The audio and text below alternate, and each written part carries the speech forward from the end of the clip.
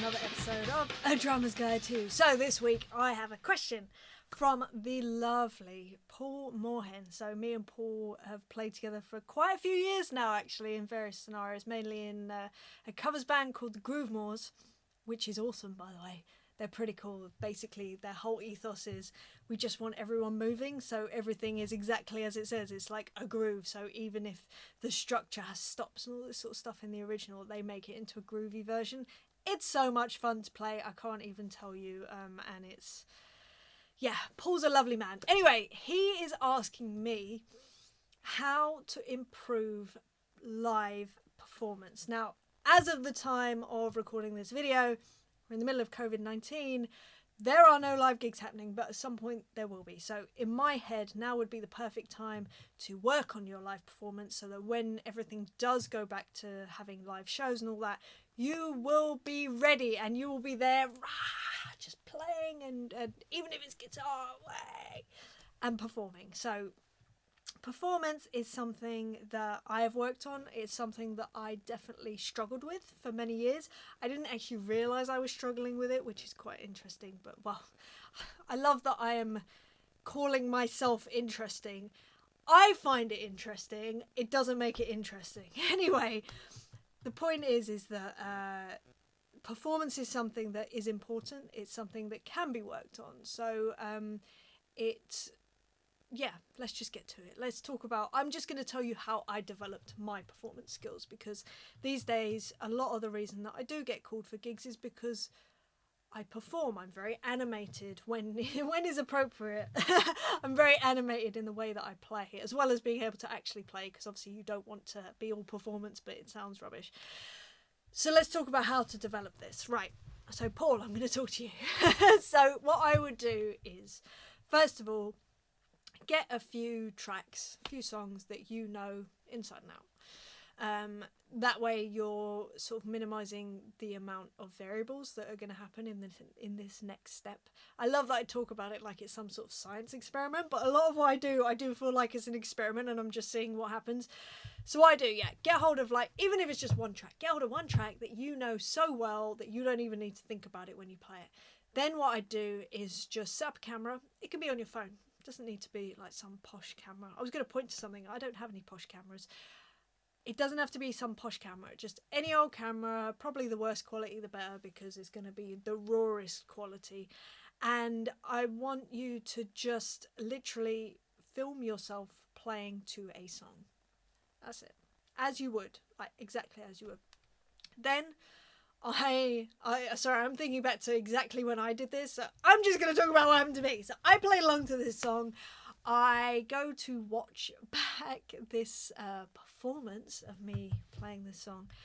And I was so bored, I can't even tell you. And I was cringing, actually, whilst I was watching it back. That is the reality. I was bored and I was like, oh God, is that what I look like? I looked bored. I was bored watching it, but I looked bored as well. But in my head, I thought I was moving. I thought I was looking cool. I was grooving. No, bored. I looked bored. So I made a concise effort, or a conscious effort, I should say, to change it and to develop it. So what I did was I took that same song and I thought, right, I'm going to play this in the most extravagant way that I think, is way over the top and it's crazy and it's going to look completely inappropriate and it's just going to, it's just going to overshadow the playing and it's going to sound awful and whatever because I'm playing so big.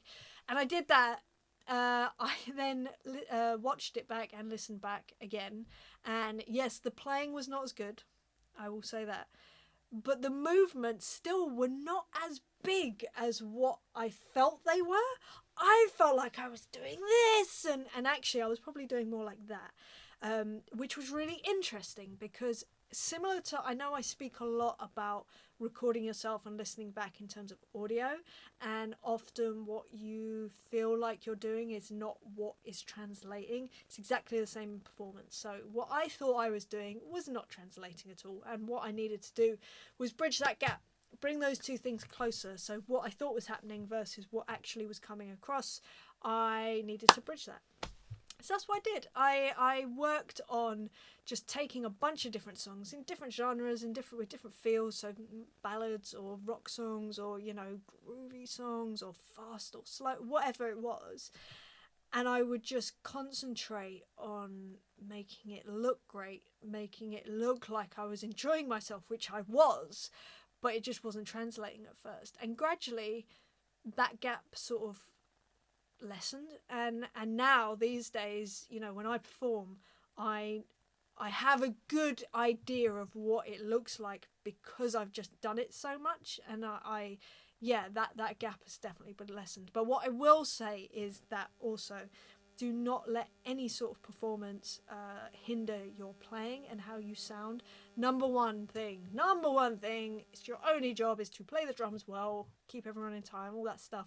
I don't care how good you look. If it doesn't sound good or if you're not doing your job, it's not worth it. It's not worth it. So you've got to be to a point in your ability where your ability is so rock solid that your arms can be flailing around everywhere. Your legs even can be flailing around everywhere. I'm not sure that would work. But anyway, they could be.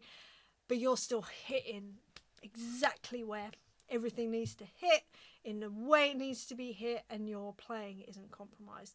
The other thing that I worked out what to do is to link my performance and how I perform to something, because there's no point of having a blanket way of performing.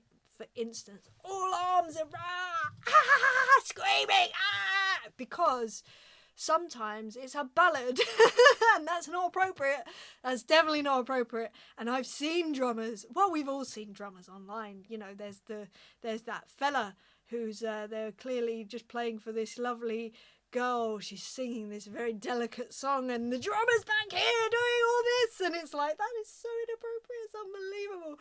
So find something that you can link your performance to. For me, it's lyrics. Easy peasy. I just, you know, and yeah, if there's no lyrics, I freak a little bit. I'm like, I don't know how to perform. But yeah, just you can link it to, you know, what's going on around you, basically. But if you can have like a uniform thing. So for me, it's lyrics. So whatever is being sung about, that gets me into the emotional state that I want to be in to perform. So it might be a really angry song. I will get into that state of anger and perform like I'm angry, because to me, that's a cohesive performance for an audience. I don't even know if that makes sense, but that's how I do it. Same as if it's a ballad, you know. I've been known to be in tears in the middle of ballads whilst I'm playing them, because I'm so invested in the emotional subject of the song. I've drawn from my own experiences and plugged them into the song as well, to just bring that extra kind of like feeling and empathy to what the singer is singing about. And I think that there's something definitely said to something to be said for that. Anyway, I'm getting totally like caught up in my own thoughts. So it is possible to definitely work on your performance. Trust me, I am living proof. You should see some of the early videos of me playing. I'm like stiff and bored and loving it. That's the worst thing. I was loving it. Didn't look like it. But anyway, Paul, I hope that has helped you in some way. And yeah, like I say, we're in a time right now where performance, I mean, if you're doing videos, that's, yeah, performance works. But in terms of live performance in front of an audience, that's not going to happen for a little while yet. Just in terms of right now, it will happen at some point. So be ready. So just take the time. Just do, you know, one song a week. You know, record yourself and watch it back and have 6 days to get over it, and then attack it day one again and just go, right, I'm going to nail this, because you can do it. You can work on it.